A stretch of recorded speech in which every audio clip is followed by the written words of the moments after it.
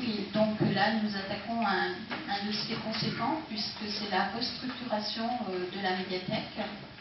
Alors pour rappel, ce dossier faisait partie de notre programme. La DRAC a visité différents lieux.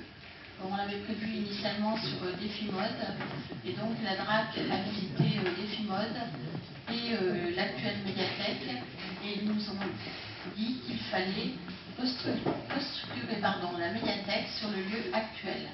D'autant qu'on a une place publique qui a quand même besoin de vivre, et on voudrait redonner un essor à cette place. Il faut reconnaître aussi que la médiathèque actuelle n'a pas de visibilité, puisqu'en fait, c'est vrai qu'on cherche un peu la porte. Donc on voudrait créer un espace sur la place qui donnerait une entrée et une vie à cette place.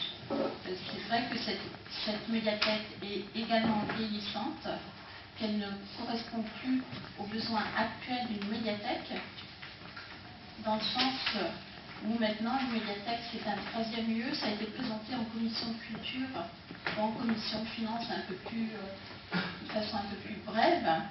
Donc c'est une médiathèque troisième lieu.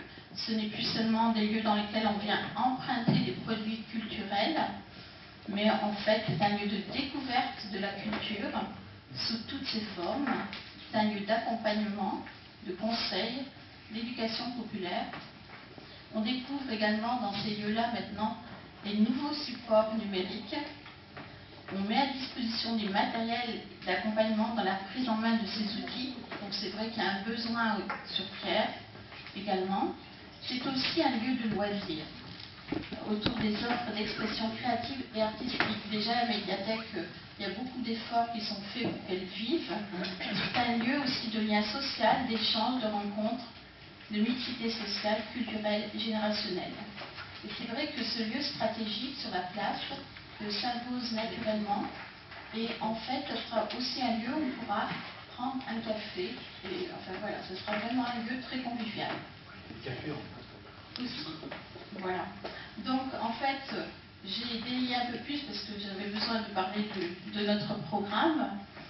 Donc on vous demande d'approuver le plan prévisionnel de financement. Donc il faut savoir que là aussi, je pense que vous allez revenir dessus, c'est que ce plan prévisionnel de financement, on veut saisir des opportunités qu'on n'aura plus après. Au niveau de la DRAC, il faut savoir que les financements vont se terminer en avril prochain, donc on n'aura plus cette opportunité-là. Donc le plan de financement qui est affiché donc, sur la diapositive, donc vous pouvez voir une participation importante de la DRAC et de l'État, donc d'1,440 000 €. Donc c'est la DGD, dotation générale de décentralisation. Le FIC, le Fonds d'intervention communale, qui est financé par le département, ce dont nous avons parlé tout à l'heure, pour 384 000 €. C'est vrai qu'en faisant un gros projet comme ça, on a une dotation bonifiée. Donc c'est pour ça que c'est intéressant. Et on a également des financements divers de la région, de l'Europe et du fonds d'investissement local pour 320 000 €. Alors il nous reste en fonds propres à investir sur un projet de 3 200 000 € hors taxes.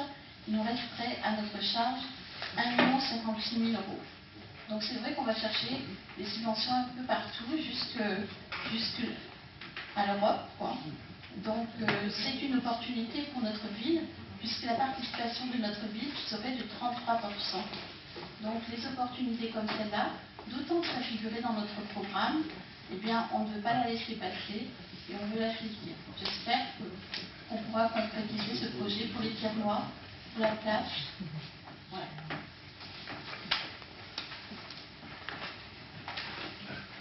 Oui, tu disais quelque chose qu'on a eu. Je sais juste présenter le projet. En fait, on vous demande de délibérer. C'est mieux quand même. Donc, sur le tableau prévisionnel de financement, pour solliciter encore toute subvention. Donc voilà, on aime beaucoup les subventions sur Pierre. Mais c'est vrai que si on n'avait pas les subventions sur Pierre, on serait contraint contraint de réaliser un maximum de 2 millions d'euros d'investissement par an, grand maximum. Or, on arrive à financer en général 4 millions 2, minimum. Donc, en fait, voilà. Donc, en fait, tout le monde, vous aussi, vous avez recherché les subventions, et bien nous aussi. Voilà. C'est partout pareil. Donc, en fait, C'est et on toujours nous nos demande. impôts d'ailleurs. Oui, je sais, mais si ces impôts ne viennent pas à tiers, ils financeront d'autres projets. Nous, on est là pour défendre Thiers, je suis désolée, et le territoire de Thiers. Voilà.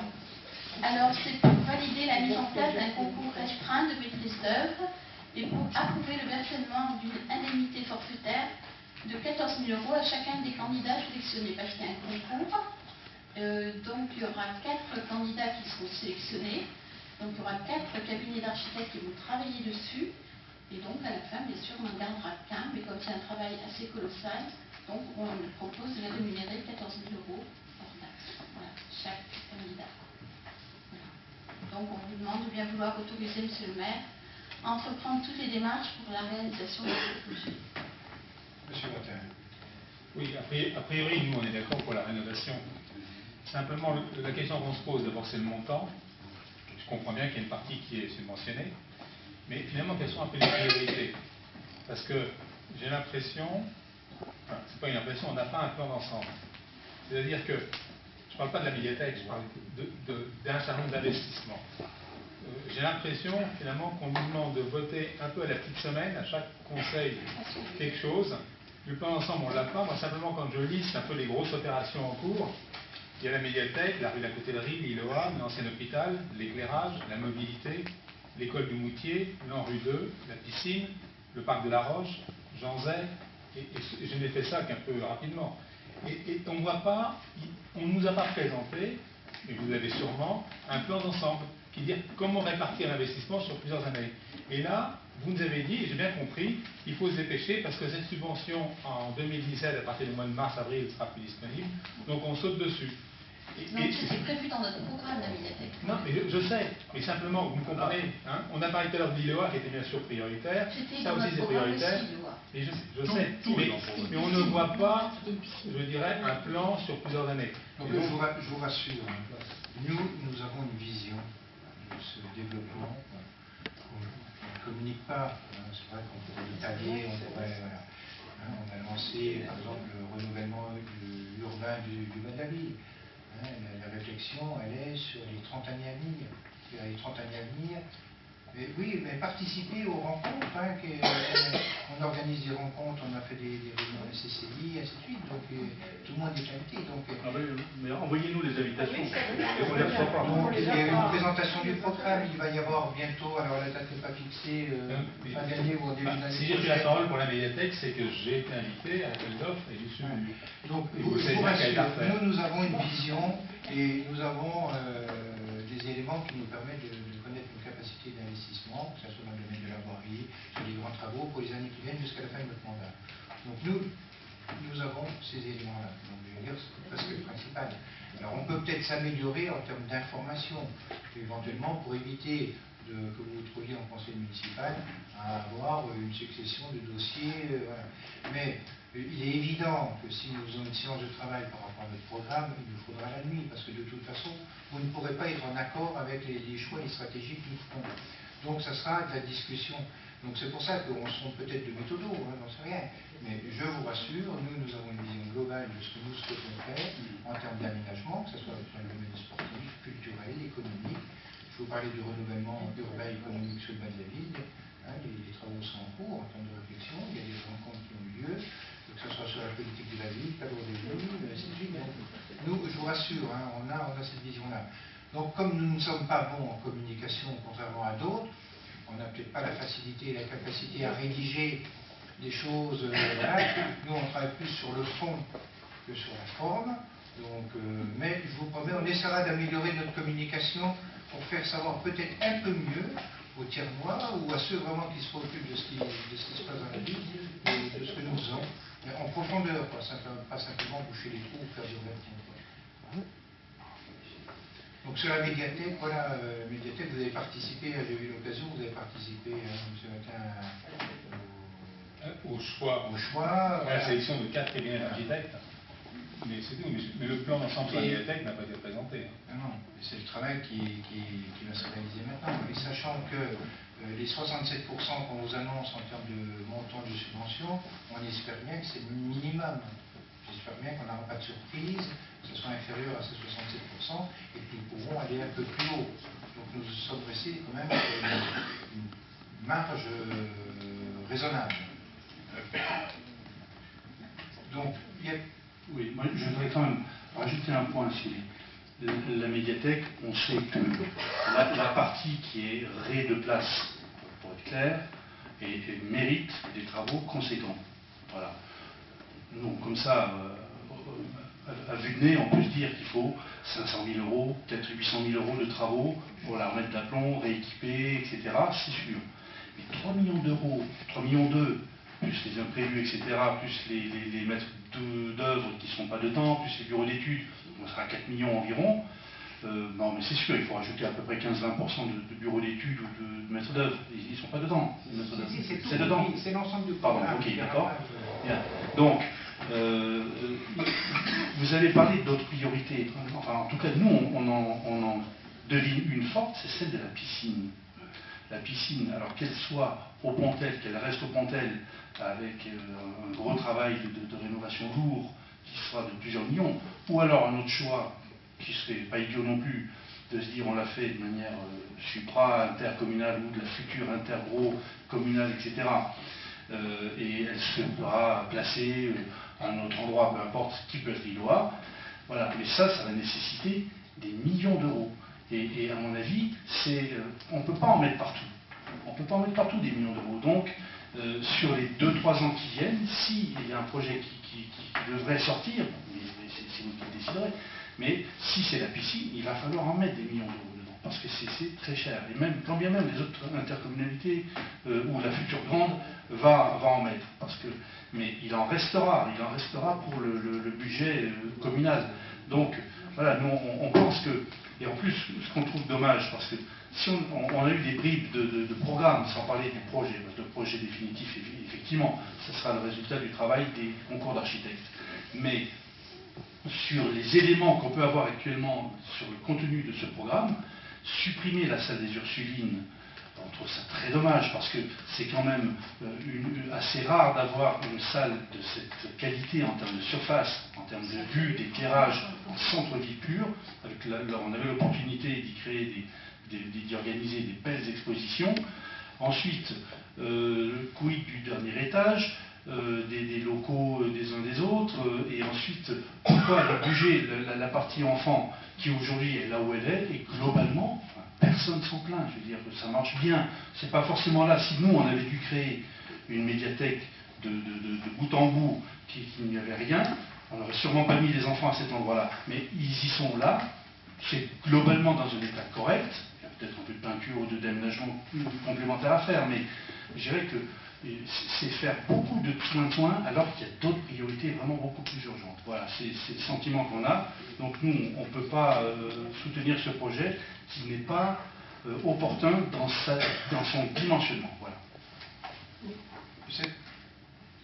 Oui, pour terminer, que cette médiathèque qui est vieillissante maintenant, qui est un équipement qui remonte à quelques dizaines d'années, ait besoin de relooker, c'est un fait, hein, mais est-ce qu'on n'est pas obligé, est-ce qu'on est obligé de mettre 3 millions d'euros? Est-ce qu'on ne peut pas faire un peu moins en rafraîchissant, sans mettre des sommes aussi colossales? Voilà, supprimer la salle du premier étage, moi je pense que c'est une erreur, on vous l'a dit, c'est une belle salle. Aller toucher le deuxième étage, est-ce que c'est la priorité et l'urgence tout de suite? La médiathèque jeunesse, on vous l'a dit, elle n'est pas si mal là où elle est, quitte là aussi à apporter quelques éléments, qu'on refasse un peu tout ce qui est sur la place, les présentoirs, mais qu'on amène les moyens modernes de communication. Mais est-ce qu'on est obligé de mettre 3 millions d'euros sur la médiathèque? Voilà. C'est quand même, sans parler, je rappelle quand même que celle de Vesoul va ouvrir, et que c'est la plaisanterie à 4 ou 5 millions d'euros, hein, à 10 km. Je ne vais pas répéter ce que je dis à chaque fois, aussi bien au niveau de la piscine, soit le projet piscine, il est avancé, c'est le nouvel interco qui va le porter, il y a un site qui est pressenti, voilà, donc ça avance. On va s'y retrouver en termes de coûts de fonctionnement. c'est vrai pour la piscine, c'est vrai pour la médiathèque. La médiathèque, le pôle jeunesse, là où il est placé, génère des coûts de fonctionnement, c'est-à-dire que le personnel, les agents, au cours voilà. Donc on est en train, en même temps, contrairement à d'autres projets que je vois souvent, il faut réfléchir effectivement au mur, mais il faut réfléchir aussi aux coûts de fonctionnement. C'est-à-dire qu'en investissant un peu, on peut peut-être rationaliser aussi les coûts de fonctionnement. Que ça soit... Mais si, moi, tu peux dire non, mais moi j'en suis convaincu. Donc on parle de l'éclairage public par exemple, en faisant des LED, on va économiser 40 000 euros.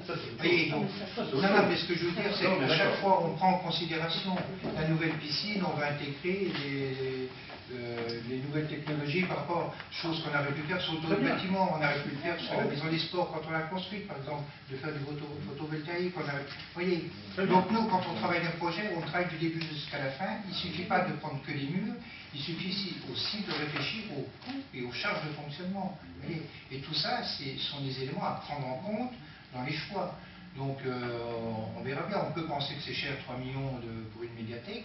Ça se fait en complément de la médiathèque de Ledoux. Je l'ai déjà dit, ce n'est pas en opposition avec la médiathèque départementale. Au contraire, ça se fait. On l'a vu l'autre jour quand on a ouvert les plis. Il y a eu une unanimité dans l'ensemble des porteurs de projet pour dire que c'est quelque chose qui, au niveau du bassin, va redonner. Voilà. Donc, c'est pas, ce sont des investissements que nous mesurons. Hein, et c'est quelque chose qui est pensé et réfléchi.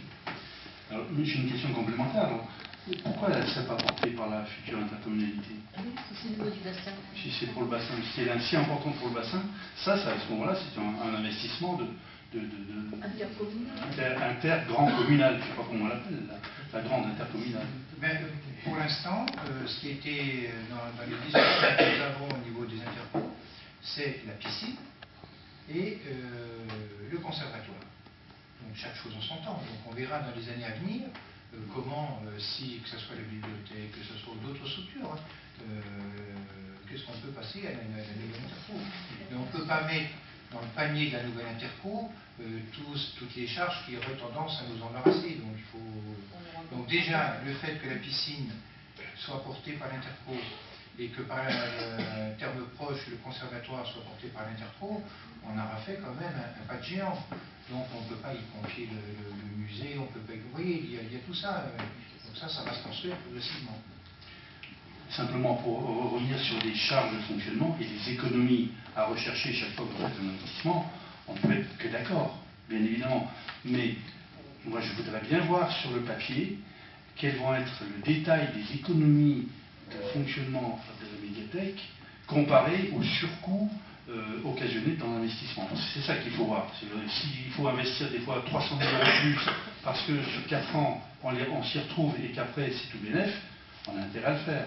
Mais là en l'occurrence, la partie en France est très bien organisée dans son coin. Si on peut éviter de la pollution, si on peut éviter un certain nombre de choses, là il n'y aura pas de pollution. Le rejet. Non mais pour la médiathèque, la pollution. Non mais en termes de consommation, c'est pas... On parle que d'économie, mais c'est quand même un bien culturel qui va avoir un impact aussi d'attractivité pour l'ensemble du centre-ville. C'est qu'il l'a déjà. Il est vieillissant. Il est très vieillissant et donc il n'a pas l'impact qu'aurait un bâtiment neuf avec une architecture qui pourrait être attractive et qui pourrait avoir des projets, parce que c'est ça, les médiathèques actuelles, c'est pas simplement de proposer des livres, c'est aussi être un lieu de culture et donc au travers de ces activités, de véritablement faire vivre et le centre-ville et d'une certaine manière la place Antonin-Chastel. Donc il y a tout ça qui est derrière. C'est pour ça que quand Claude dit que c'est pas... on a une idée d'ensemble de la ville, c'est véritablement une idée qui va au-delà de la simple médiathèque, on est bien d'accord. Et je comprends tout à fait que vous ne soyez pas d'accord, mais là, pour le coup, il y a eu un vote des tiers-mois. Il y a un programme qui a été choisi, et nous avions proposé... Le vote, c'est Défimode. Non, moi, ce que je voudrais juste dire un mot. Donc, je termine. Sur l'aspect architectural. Moi je mets en garde, on a là un bâtiment qui a un vrai passé, une vraie histoire, une simplicité dans son approche architecturale, mais qui a une vraie identité. Alors soyons vigilants, je sais que l'architecte des bâtiments de France que d'ailleurs vous n'avez pas consulté pour vous donner des conseils pour faire le plafond de la salle des Ursulines. Vous m'avez dit que vous l'aviez eu, que vous avez dit que non, non. Oui, oui. Non, il n'a pas été consulté là-dessus, il me l'a confirmé. Ah ben, je Mais, vais en l'occurrence, sachant rester sobre sur les aménagements architecturaux d'un bâtiment comme celui-ci. Je crois qu'il a toute sa valeur telle qu'il est.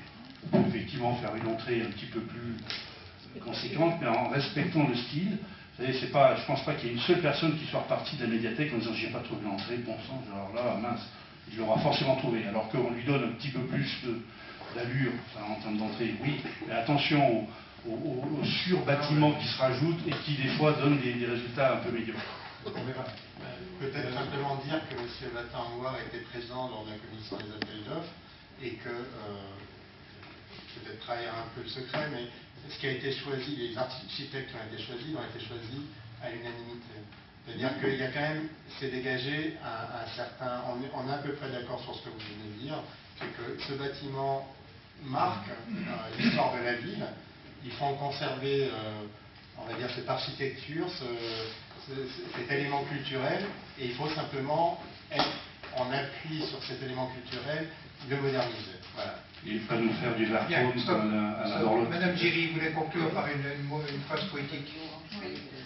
En fait, je vais simplement dire, je me rappelle une phrase, Monsieur Desglon, vous vouliez faire battre le cœur de ville. Ben, nous aussi, on veut faire battre le cœur de ville. Et en fait, ce bâtiment est vraiment situé au cœur de la ville. Et on a tous intérêt à ce que le cœur de la ville soit beau et attirant. Bien, si j'ai bien compris, 8 abstentions, 8 contre. Pas d'abstention, merci.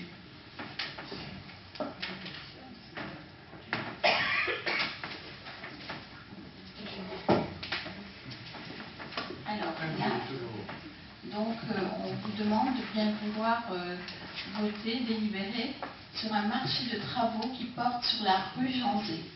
En fait, la rue Janzé, elle fait un peu plus de 1300 mètres de long. Donc, étant donné qu'elle est très longue et qu'elle est en très mauvais état, qu'il y a des problèmes aussi de sécurité, puisqu'en fait, c'est vrai que les gens vont relativement vite sur cette rue, qui a également besoin d'aménagement. Et pour faire le travail à fond, pour que ça dure bon nombre d'années, et pour ne pas casser le goudron après, on va refaire également les réseaux qui sont dessous. Donc les réseaux d'égout, d'assainissement, d'eau pluviale et des réseaux d'eau potable. Donc en fait, elle sera faite en 2 tranches. La première tranche partira donc de la partie aval, donc de l'avenue des États-Unis, donc remontera sur 580 mètres. Et la deuxième tranche, qui est optionnelle, sera faite dans un deuxième temps sur un prochain, en 2018, sur 820 mètres. Voilà. Donc en fait, il y a 3 lots. Donc les lots, l'analyse des offres a été réalisée. Donc il y a un lot 1 sur les réseaux humides qui serait attribué à l'entreprise Sonchaise, qui est de Thaland, pour un montant de 286 923 € hors taxe pour la tranche ferme. Donc la tranche ferme, c'est celle qui donne sur l'avenue des États-Unis. Et de 388 355 € hors taxe pour la tranche optionnelle.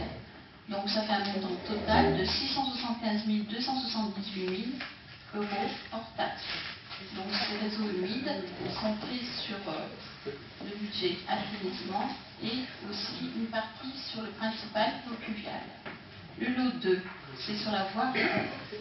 Donc c'est l'entreprise Colas de Gervin qui a été retenue pour un montant de 192 926,50 € pour la tranche ferme et de 273 754,50 € pour la tranche optionnelle.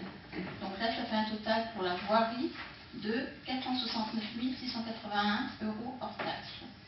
Et donc, il y a un lot 3 pour le contrôle des réseaux, parce que avec l'entreprise ALPS de Saint-Georges-Hauteville, pour un montant de 7 534,30 € pour la tranche ferme et de 9 435 € hors taxe pour la tranche optionnelle, soit un montant de 16 969,30 € hors taxe. Donc, Mais on a pris ce choix de contrôle des réseaux parce qu'en fait, on se rend compte qu'il vaut mieux contrôler comme il faut que d'avoir des réseaux qui, 2 ans plus tard, je parle en connaissance de cause, qui après, il y a des problèmes de fuite et après c'est à la charge de la ville.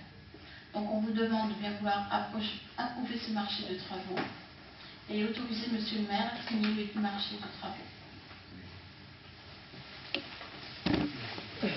Oui, c'est une rue assez longue, donc effectivement le montant est assez important.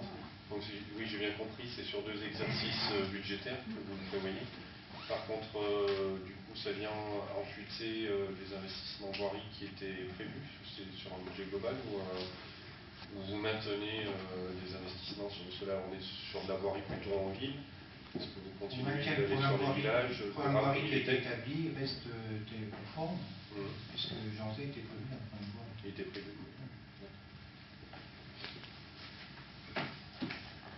Y a-t-il des oppositions? Y a-t-il des abstentions? Merci. Toujours Madame Jury. Alors ça c'est une délibération qui est traditionnelle donc en fin d'année. Ce sont des avances sur subventions 2017 pour certaines associations. Donc on vous demande de bien vouloir accorder une avance de 10 000 € sur la subvention de l'association SATFoot. Donc une avance de 10 000 € pour le SATFoot. Et une autre avance de 20 000 € pour l'association Pierre Cinéma. C'est ce qui se fait régulièrement. C'est traditionnel. Je ne prendrai pas part au vote.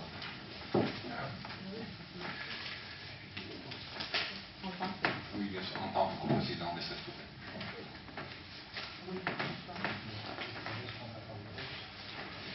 Donc pas d'abstention. Et Paul ne prend pas part au vote non plus. Paul Sabatier, en tant que licencié. Très bien, merci. Je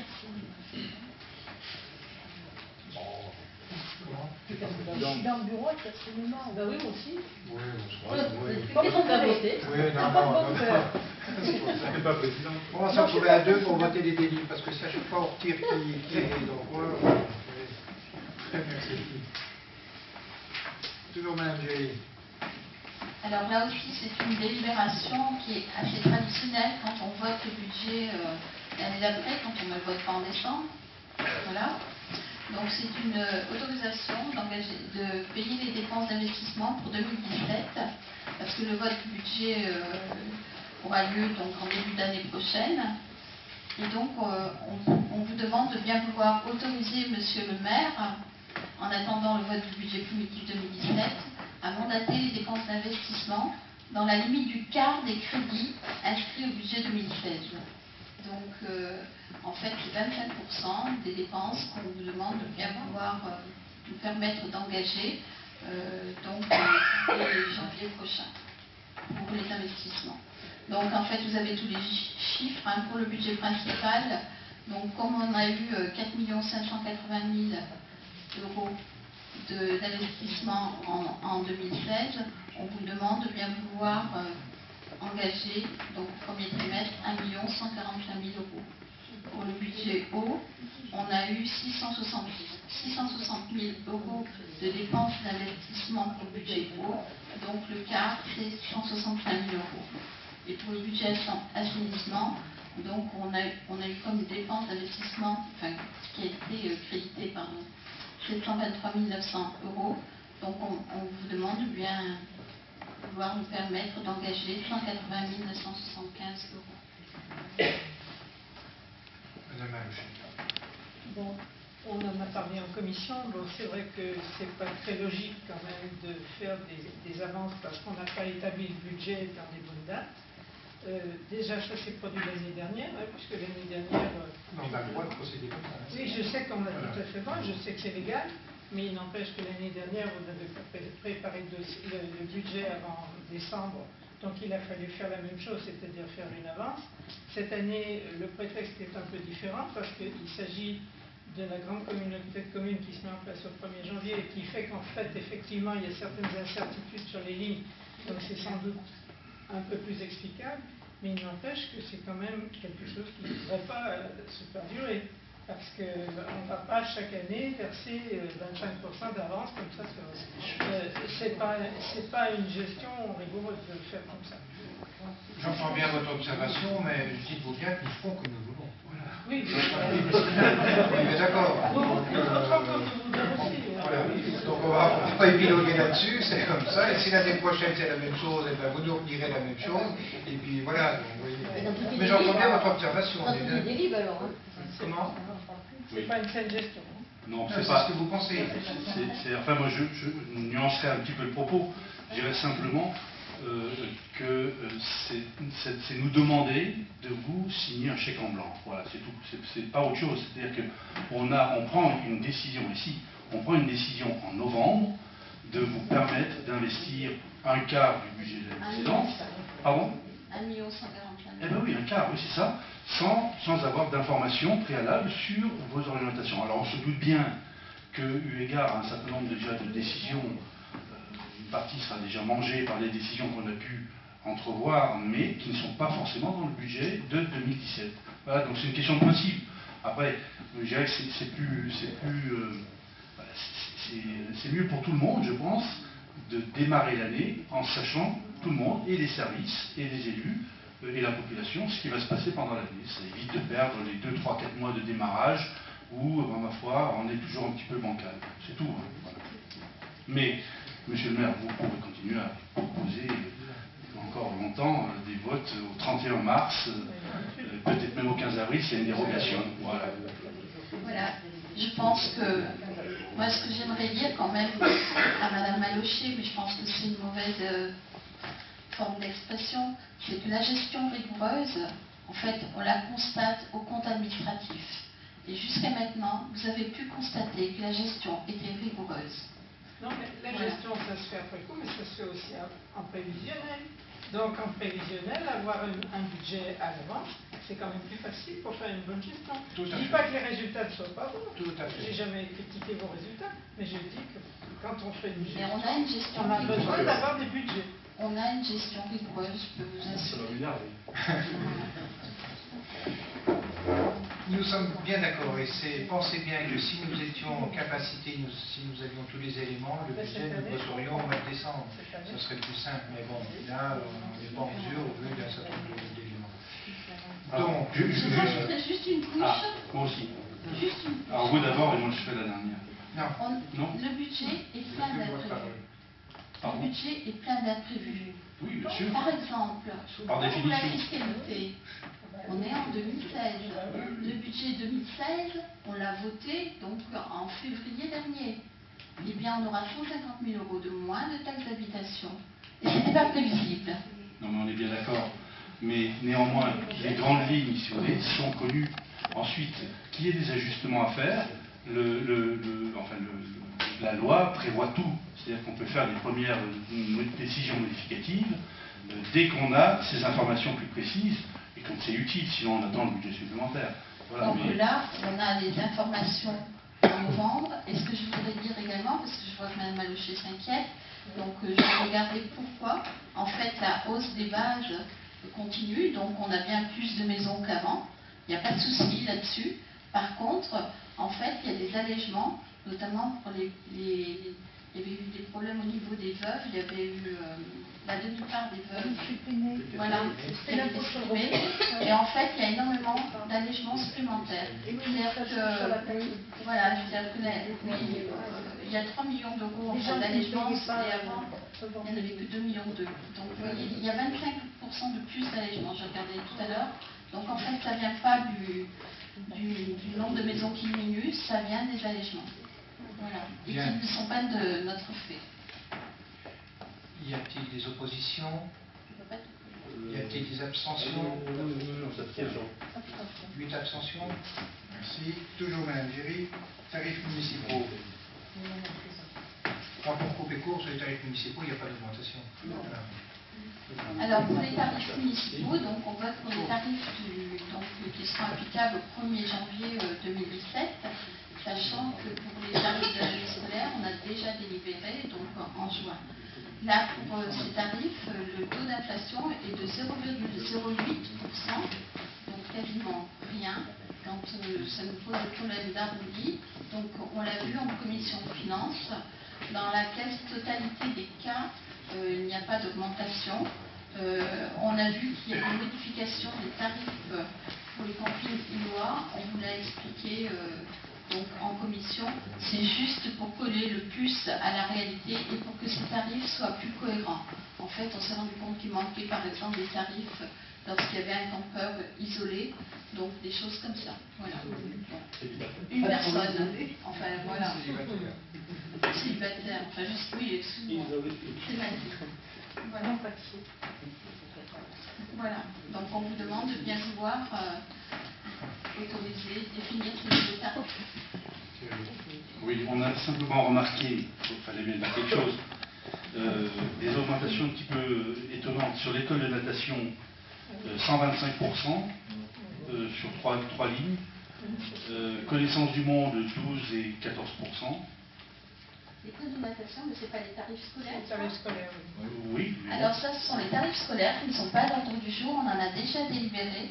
Et ils sont dans le... Donc, non, sont dans le en fait, oui, on en a trop mis en fait. On vous a tout mis, on vous a mis le paquet total de tous les tarifs, on n'aurait pas dû en fait. Ben oui, mais il a bien augmenté quand même. Comment? Il a bien augmenté quand même. Non, mais c'est l'autre fois, ça, c'est pas d'aujourd'hui. Donc j'ai réagi à retardement, c'est ça? Voilà, il fallait le dire avant. Oui, c'est ça. D'accord. Et la location du mètre linéaire pour la Pamparina, pour les marchands, c'était dans l'autre d'avant aussi? C'est possible que je vérifie. Ça augmente de 18 et 20%. Ça représente quoi en euros? C'est quelle page? 18%. 3 centimes d'euros? Non, plus que ça. C'est sûr que 18% Non, ça augmente de Alors, 2,30 €. Là, tu chipotes quand même. 18%, 20% quand on gère sa boutique. Il a besoin de parler. Si on a 3 mètres, Un peu. moi, je faisais beaucoup de choses ici. Pour la Pamparina, c'est pour les partenariats. C'était comme dit Thierry, c'était bien pour dire. Voilà. Y a-t-il donc des oppositions, des abstentions? Merci. On nous en donne trop en fait. Pas du tout. Non, on en a Point suivant, remise là sur les jeunes. Julie, continuez s'il vous plaît.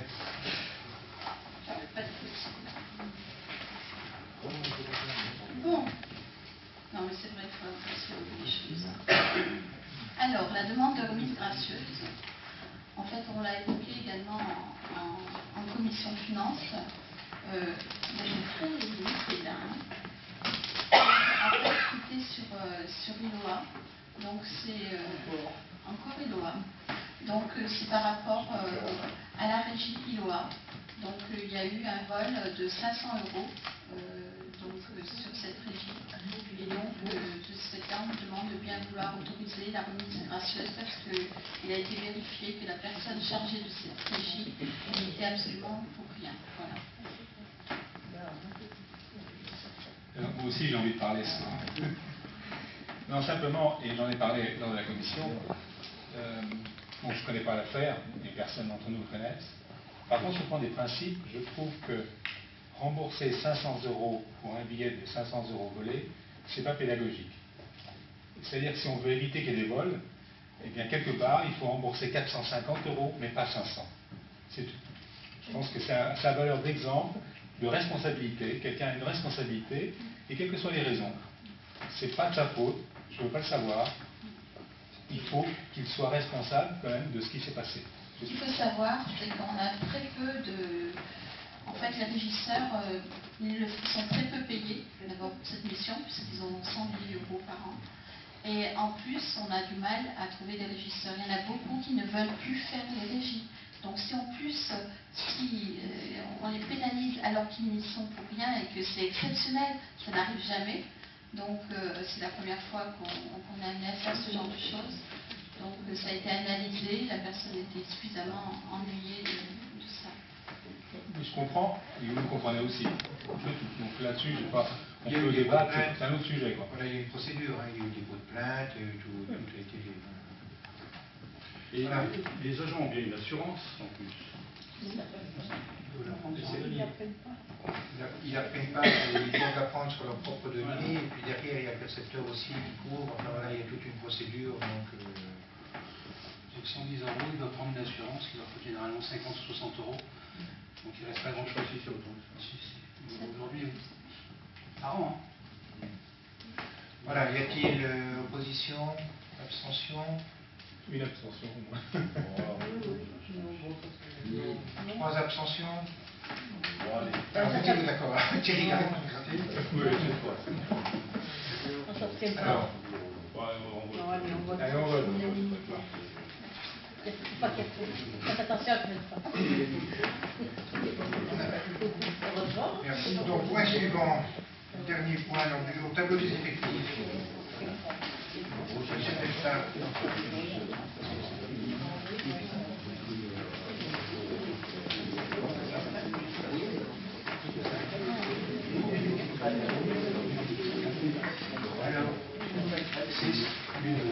C'est essentiellement la suppression des postes qui ont été créés en septembre. Donc vous avez 18 postes qu'on supprime, qui ont été créés, 28 pardon, pour 27,19 qui vont en temps plein. C'est les postes qu'on a créés pour les avancements de grade du mois de septembre. Donc c'est possible. Voilà, donc c'est essentiellement ça. Il nous reste 4 postes ensuite. Un poste d'ingénieur, suppression d'un poste d'ingénieur à temps complet. En face, une création d'un poste d'ingénieur principal à temps complet. C'est pour le poste de notre DST, pardon, excusez-moi. On avait ouvert un poste d'ingénieur à temps complet et on a recruté un ingénieur principal. Un deuxième poste supprimé, c'est un poste d'adjoint technique première classe, temps non complet 73-14, donc supprimé pour création en face d'un poste d'adjoint technique première classe à 91-43. C'est vraiment pour coller à un agent qui travaillait à 80%. Et donc le poste à 73-14 ne couvrait pas son temps de travail. Et enfin, suppression de 2 postes. Un poste d'ASEM principal deuxième classe à 87-69 pour une création d'un poste deuxième classe également ASEM deuxième classe à 96%. Ça c'est pour une fois de plus pérenniser des heures complémentaires récurrentes. Et enfin, dernier motif, donc la suppression d'un poste d'adjoint technique deuxième classe à 51,2% pour la création d'un poste d'adjoint technique deuxième classe à 80%, et pour les mêmes raisons, pérenniser des heures complémentaires récurrentes. Voilà essentiellement les modifications. Donc ce qui nous fait une évolution totale des équivalents temps plein de 0,16, soit un total de 246,06 équivalents temps plein. Voilà pour les modifs de ce mois-ci. Oui, bon, on a déjà parlé un peu en commission. Simplement, effectivement, le fait d'avoir créé des postes, 2 mois après les supprimer, je crois que c'est une technique ou une méthode que j'ai utilisée, qui je crois ne sera pas reconduite. Ouais, je vous réponds ce que je vous ai répondu en commission. La prochaine fois, tant pis, les agents vont perdre pour beaucoup plus de simplicité et de clarté. On créera les postes et on les supprimera le même jour. Donc la prochaine fois, on aura plus confiance dans les chiffres, donc cette fois-ci, on va s'abstenir. Voilà. Oui, si ça vous fait plaisir. Ouais. Les chiffres, 8 abstentions, pas d'opposition. Merci.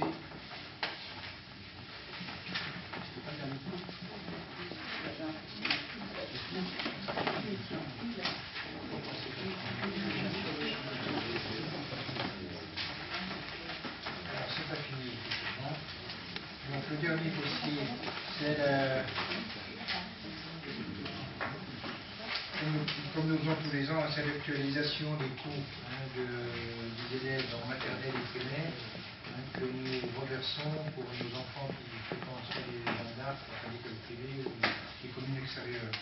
Donc pour les élèves de classe primaire, maternelle, nous passons à 1152,26 €. Et l'an dernier, nous étions à 1187,17 €, donc une diminution par rapport à l'an dernier. Il y a des calculs, il y a une règle de calcul sur l'indice. Et pour les écoles et les classes maternelles, nous sommes cette année à 372,84 € et l'an dernier, nous étions à 376,06 €. C'est quoi la formule de réactualisation? C'est sur l'indice, Nicole, l'indice. En fait, l'actualisation, c'est en fonction des coûts réels. Les coûts réels, voilà. Je sais que notre comptable les avait... C'est le percepteur qui calcule. Voilà. Il nous donne les règles et il nous fait le calcul. Le percepteur. Je sais qu'il y avait eu un calcul fait par la comptable, c'est le même coût que... Voilà. Non, c'est nul. Donc, c'est pas le percepteur, c'est c'est fait le- au niveau comptable par notre chef comptable. Voilà. Oui, voilà. Vous devez avoir un tableau. Vous devez avoir un tableau coût élèves maternels et élémentaires 2015. Donc nous prenons en compte l'eau, l'électricité, le chauffage, catégorie, que ce soit maternelle et élémentaire, les fournitures scolaires, et nous faisons l'addition et nous le divisons par le nombre d'élèves et ça donne les chiffres que je vous ai donnés. Donc vous devez avoir ce tableau-là. Je